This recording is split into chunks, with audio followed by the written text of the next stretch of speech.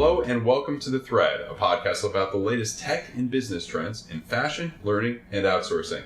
In our first episode here today, I am joined by Tommy C., who is the Product Marketing Director in the Applications Division at CGS. Tommy, first of all, I just want to thank you for being here today.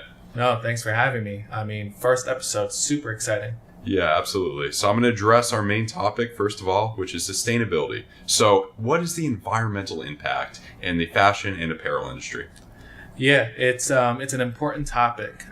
When you take a look at the fashion and apparel industry, it's the second largest polluter in the world today, second to just the oil industry. And then take a look at the trends, right? Fast fashion, more product is being created at a faster rate. Population growth, we have 7.7 billion people in the world today, and that is growing at roughly a 1% rate year over year. And then you also have changing consumer shopping habits. People today are just buying more product than they were before. And you take a look at all of those trends, and if companies don't make an effort in their sustainability initiatives, the problem within the industry is only going to get worse. Wow, that's a lot of interesting factors. Wow, I know you were telling me earlier outside that it takes 2,700 liters of water just to create one cotton shirt. That's crazy. Yeah, it's a lot of water, and that's over 700 gallons of water, right? And when you think about that, that's enough water for one person to drink for 2.5 years. And I think what it shows is water usage has always been a major issue within the industry. 20% of the industrial wastewater produced globally is from this apparel and fashion industry. But there's good news too.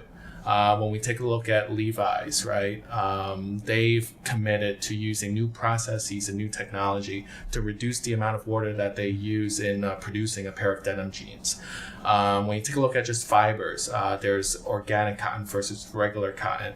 If you look at organic cotton, it uses 80% less water and over 60% less energy to produce. So there are alternative options, and companies are exploring these options. Wow, that's really cool. I know your company in particular, CGS, has conducted a survey on sustainability. What is pushing these efforts for companies to do things like this? Yeah, I think there's just more information available to people today. Consumers are more aware of what's going on with factory conditions, the impact on greenhouse emissions, chemicals being used in production, energy use. All of that information is just really transparent, and consumers are aware, and they want alternative options. They want companies to be more responsible. And then on the other end, I think for the brands, the manufacturers, the companies themselves, they also notice their impact on the environment. And a lot of companies are looking at their entire supply chain and thinking about what are ways we can improve, right? How can we reduce the amount of energy being used? How can we use less water? And these are all positive things as part of the movement. Wow, okay, that's really, really great. Now, I was looking over the survey a little bit, and I saw that Generation Z had a huge impact involving it. I personally am a part of Generation Z, so what can you tell me about my own generation? Yes, that's actually a big part of the report. So in our survey, we surveyed over 1,000 consumers, and we found out that people really care about sustainability, and they're looking for alternative options, right? So over 35% were willing to pay upwards to 25% more for a sustainable product. And when we kind of narrow down to just the Gen Z group, and Gen Z is anyone born in the mid-1990s, they were even more willing to pay more money, and they were willing to pay 50 to 100% more. So that's really just one example. And then when we take a look at buying factors, right? Why would you buy a product? A lot of times it's the quality of the product. The Gen Z group identified really a company that had sustainable initiatives as a major buying factor, which is bigger than any other age groups. Wow, 50 to 100% more. That's a lot.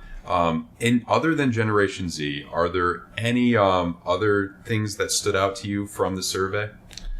Yeah. So taking a look at the report, it's very prominent that sustainability is top of mind for a lot of companies. And when consumers are looking to buy product, yes, price, quality are major buying factors, but they care about a company's mission. They care about if a company follows sustainable and ethical business practices. They, of course, want to buy because of a company's brand name, right? And that's the reputation that they have built. And what that really tells me is how important marketing is now within the organization. Because you take a look at the fashion apparel industry, it's a very saturated market. I mean, if you want to buy a shirt, you have hundreds, if not thousands of options. So how do you stand out in such a saturated market? And looking specifically at the sustainability segment, there's a number of options as well. So companies really need to kind of take notice and share their story, share their journey through their website, through different media such as print, digital, at the point of sale, and to try to share their message with the end consumer and to be very genuine so that it resonates. Absolutely. Now, I hear you talking a lot about companies. You mentioned Levi's before. Are there any companies other than Levi's that are in particularly making an impact here? Yeah, there are definitely a few. I recently saw that Gap recently partnered with NL Green Power to commit to using renewable energy sources to power all of their retail stores. So that's one great example. Another example is a company called Tencel, which is really a branded name for a fiber called lyocell. And this is a wood-based fiber that uses recyclable materials and it's more environmentally friendly. And a lot of popular companies and brands that we all know uses the Tencel product within their production process. Patagonia, Allbirds, Tentree. So a lot of companies are making a difference through a number of different ways. Absolutely. Yeah, that's interesting. For the companies that aren't making a difference yet but want to, what should they look into? What resources should they look into to take the first step forward? Yeah, there's a lot of information online, right? And one go-to resource I like to use is the Sustainable Apparel Coalition.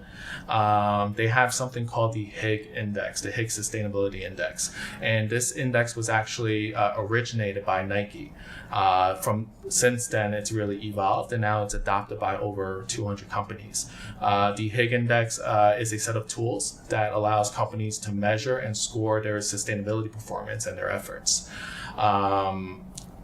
Also, if you are a brand, if you're a company, right, partnerships are key.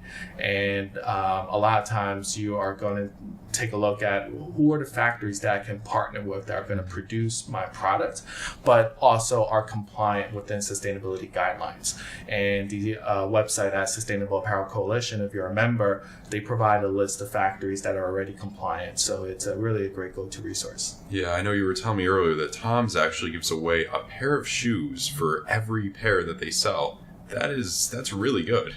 Yeah, that's their popular 1-for-1 program. A lot of companies are doing something similar. In addition to giving a pair of shoes away for every product sold to a child in need, they also have other programs and initiatives. They're investing in clean water, and they're also providing eye care to people in need. So it's really, they're making a big social impact. Another example is Tentree. This is a sustainable clothing brand, and for every product sold, they'll plant 10 trees for each product. So these are really great ways for companies to make an impact and also to share the work, share the story that they have on their website. And these companies, I think, do a really great job. And it's one way for brands to really stand out in such a saturated market. Okay, wow, that's really cool. Now, I know that in the status quo, the economy is booming. We all know that. And companies have a little bit of extra dollars in their pockets to spend on initiatives like this. I know a lot of analysts are saying we may hit a recession soon. If we do hit a recession, do you think that would affect these initiatives at all? It's a really good question. I think sustainability definitely across all industries, right, is a major challenge and is a major issue. I think within the apparel and fashion industry, companies are looking at ways to really optimize and to improve their end-to-end supply chain. They're trying to make it leaner. They're trying to make it faster. They need more transparency. And that in turn helps with their sustainability initiatives. So even in a recession, I really think there's going to be minimal impact because companies can't stay in business if they don't improve on their supply chain. And then don't forget, there's also a lot of federal incentives for companies to move to a more green impact and to have sustainability initiatives as part of their core goals. So yeah, like I said, I think really there's going to be low impact. Okay, so not a worry there. Now I want to talk to you a little bit more about your own company, CGS. How is CGS individually reacting to this movement?